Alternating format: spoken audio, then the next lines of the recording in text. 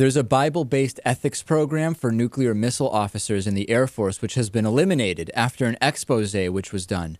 And this is a mandatory ethics class for Air Force missile officers. These are the people who, in the case of needing nuclear weapons, needing to use nuclear weapons, they would be the ones who flip the switch, so to speak, if we were ever to have that horrible situation. Yeah, but I mean, they're just receiving an order. Right. They are. They're not making the call themselves. So why do they need this ethics class? Well, there's a number of different components, and they need to know, in other words, what they need to be centered ethically in terms of, is it okay to even be working on these bombs that could potentially kill countless people? Right. I'd be more worried about the mental stability of these people. Well, so the program is meant to train people along those lines, and the idea is that in the past, for many, many years, there have been New Testament passages, commentary from former Nazi party members used to train these individuals. And there's been a number of newly released documents which show that there's much more of this than we thought going on. And this is called the Nuclear Ethics and Nuclear Warfare Session. It is mandatory. It includes a discussion of St. Augustine's Christian just war theory, and it's led by Air Force chaplains. And it takes place during the first week of a missile officer's training at Vandenberg Air Force Base in California. And the Military Religious Freedom Foundation, which is a civil rights organization, is not happy about this. And President Mikey Weinstein said that more than 30 Air Force officers, most of whom actually describe themselves as practicing Protestants or Catholics.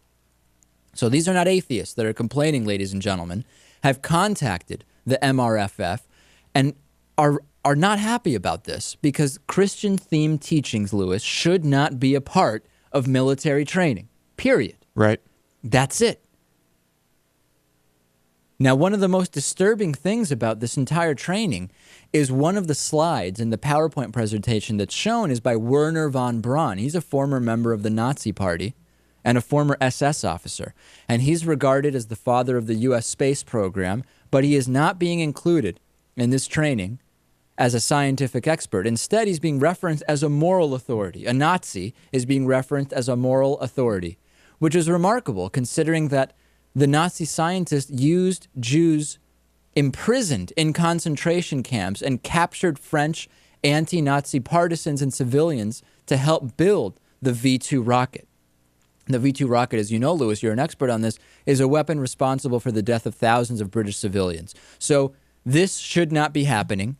This is, many would argue, actually against what is very plainly in Clause 3, Article 6 of the Constitution, separation between church and state, which specifically prevents a religious test.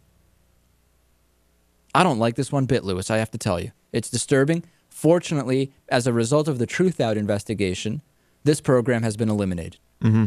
I don't like it. At the same time, I don't think it's something that would be putting us in danger. Well, but hold on. We're not talking about whether we're in danger. We're talking about the fact that the Air Force has been mired in a number of these religious scandals over the last 10 years. They've been sued for allowing widespread proselytizing at the Air Force Academy in Colorado Springs. There have been the Christian teachings in the missile officer training materials. We heard about the religious test that is being used, and that if soldiers are not identified as having strong...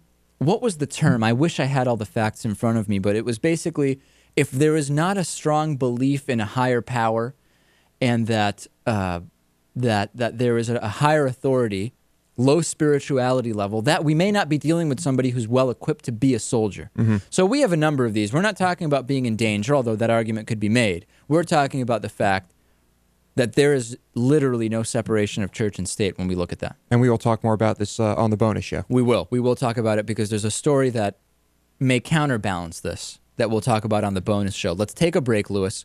DonateYourAccount.com/David Pakman Show. Please visit DonateYourAccount.com/David Pakman Show.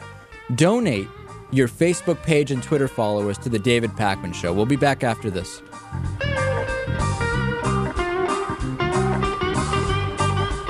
The David Pakman Show at davidpakman.com.